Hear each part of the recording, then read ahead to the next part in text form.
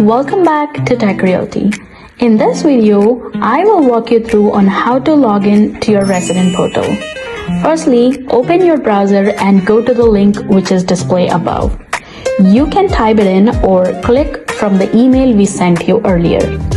Once you're there, you will see the Resident Center login page, and in the email field, type the email address which you used when you signed up for your lease.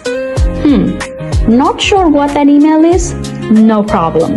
Just search for your inbox for any past emails, or if you can't find anything, send us a quick message at the email which is shown below and we will resend you the invite.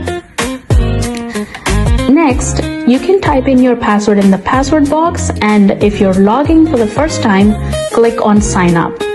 Follow the steps to create your account, and once your email and password are in, click on continue. If everything's correct, you will land right onto your resident center. Of course, if you forgot your password, just click on forgot password and you will get an email with the instructions. Once you're logged in, you can see your rent balance, payment history, make a maintenance request, track a maintenance request, and view all the important documents at one place. What are you waiting for? Go ahead and subscribe for more videos on this.